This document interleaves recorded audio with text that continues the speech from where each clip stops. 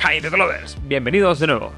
Como los ya habituales del canal sabéis, cuando voy pudiendo me gusta traer pequeñas consolitas de Chachi Express al canal, para ver si merecen o no la pena. Pues bien, si hace algunas semanas traíamos al canal la consola ultra compacta de Sega Mega Drive, la i2 SG, de la cual os dejo anotación por aquí arriba, hoy traemos su equivalente en la consola de la competencia por aquella época, la Super Nintendo. En el vídeo de hoy veremos el unboxing y review de la consola ultra compacta de Super Nintendo, la SF900. Empezaremos por ver dónde comprarla y el precio que tiene a día de hoy.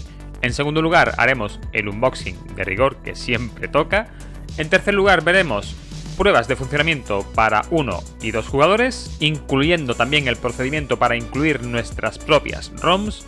Y en un último lugar veremos las conclusiones para ver si merece o no la pena. Así que sin más dilación, ¡empezamos!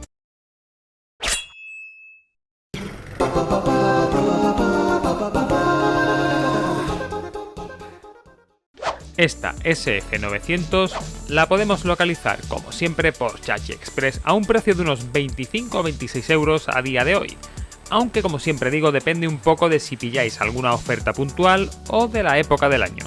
Os dejo en el comentario fijado enlace de compra de afiliado por si os interesa y queréis apoyar al canal. Lo primero que haremos será el unboxing obligado.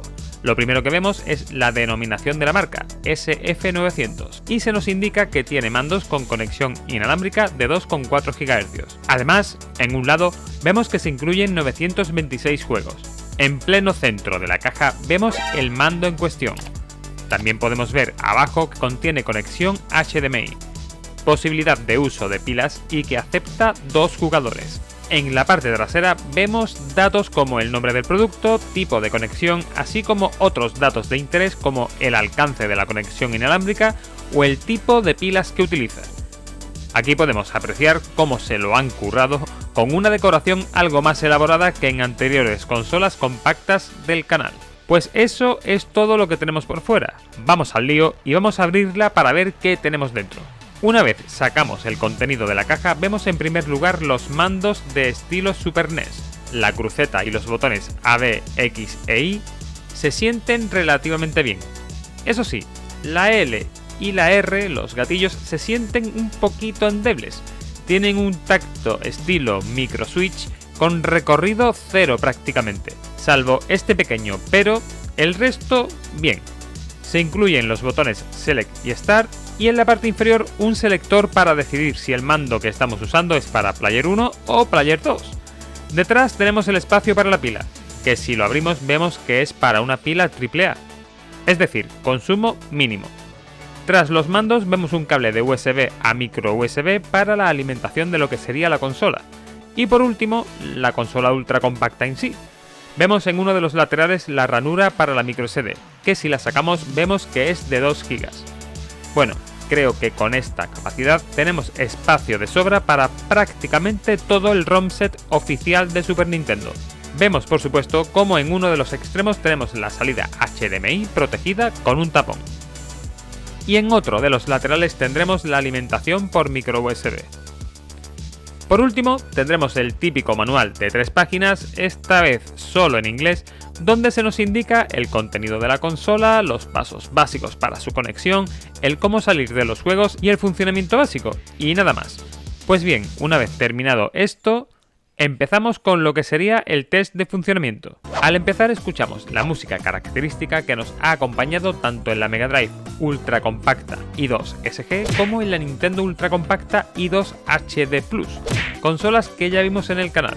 Veremos un menú donde podremos seleccionar entre una de las siguientes categorías: deportes, disparos, aventura, lucha, puzzles y juegos de rol, y folder o carpeta personalizada.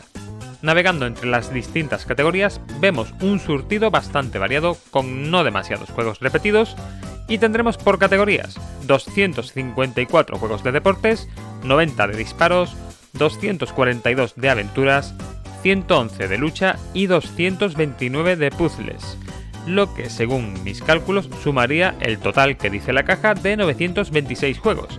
De todas formas, es importante remarcar que algunos títulos están en más de una categoría, pero no ocurre en exceso, por lo que podemos decir que el surtido de ROMs es bastante bueno.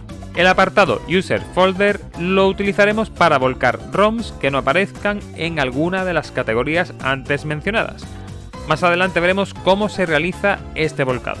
El primer apartado que veremos serán los juegos de deporte, en el cual probaremos los títulos F0, Smash Tennis y Super Soccer.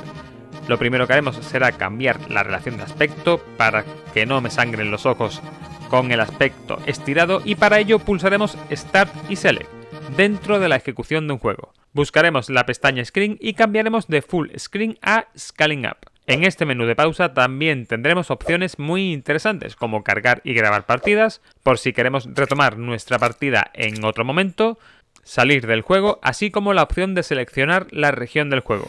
Por supuesto, los juegos de este apartado de deportes funcionan sin problemas. De la sección de juegos de disparos probaremos Aero Fighter y Earth Defense Force, y vemos que el funcionamiento sigue siendo bastante correcto. Entrando en la sección de juegos de aventura probamos los títulos Mega Man X o Rockman X, Super Adventure Island, Super Mario World y Super Metroid, comprobando que la selección de juegos de aventura es súper completa. En la sección de juegos de lucha seguimos viendo que la selección de juegos es brutal. Probaremos Killer Instinct, Fatal Fury y Street Fighter 2.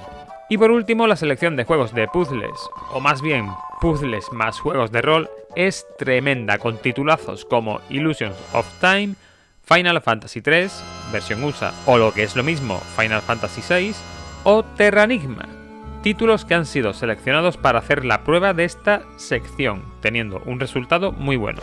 En cuanto a la prueba de funcionamiento con dos jugadores, gracias a la ayuda de mi hija, probamos una selección de varios títulos: Super Twin Bee, Ranma, Sunset Riders, Wild Guns y Super Mario Kart.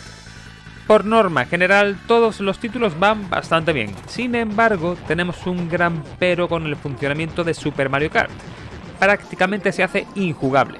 Por lo demás, el funcionamiento es bastante bueno, no notando ningún tipo de lag adicional y siendo títulos perfectamente disfrutables a dos jugadores. Tras estas primeras pruebas de funcionamiento, sacamos varias conclusiones. En primer lugar, los juegos que hagan uso del modo 7 de manera exhaustiva puede que no vayan todos los fluidos que se desearía. En segundo lugar, una pega que se le encuentra a esta microconsola es que tenemos un pequeño retardo entre imagen y sonido, al igual que nos pasaba en la i2 SG. Y en último lugar, para los que tengáis la duda, no son jugables las ROMs que requieran de chip especial. Probé Star Fox y Super Mario World y ninguno de los dos me funcionaba.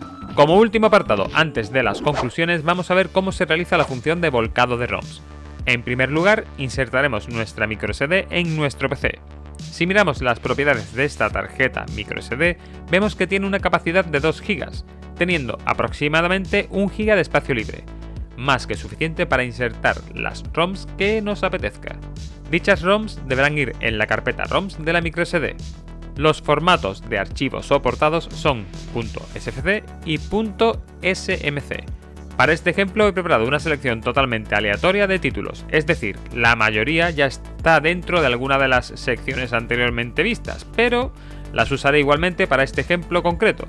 Y simplemente lo que tendremos que hacer será seleccionar y arrastrar al interior de la carpeta ROMs de la microSD de la microconsola y nada más. Tras esto extraeremos la tarjeta y la insertamos de nuevo en la microconsola.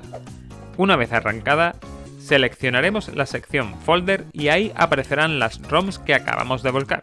Probaremos, por ejemplo, de la selección aleatoria que hemos puesto Captain Commando y The King of Dragons y vemos cómo ambos títulos funcionan perfectamente. El especial atractivo para mí que tiene esta sección Folder es si tenemos acceso a ROMs que estén traducidas o simplemente tengamos acceso a las versiones en castellano de los juegos que en otros apartados de la consola estén en inglés. Conclusiones, pues la posibilidad de tener la Super Nintendo en el formato más pequeño posible y portátil, con mandos inalámbricos y con una selección de juegos muy buena, añadiendo incluso la posibilidad de poder insertar nuestra selección de ROMs propia.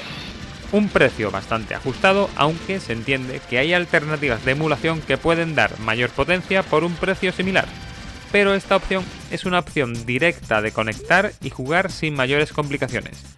Los únicos peros o contras que hemos encontrado son el pequeño lag entre audio y vídeo, falta de fluidez en algunos títulos, especialmente las que utilizan el modo 7 con intensidad, como en el caso de Super Mario Kart, y por último el que no funcionen títulos que requieran chip especial como Star Fox o Yoshi's Island. Con la información que os he dado en este vídeo, espero que tengáis una opinión más o menos formada para poder decidir si os merece o no la compra.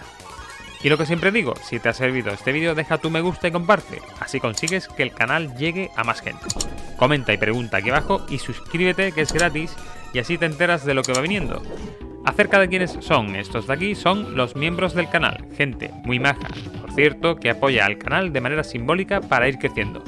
Y sí, también puedes unirte. Poco más, nos vemos en el siguiente vídeo del canal.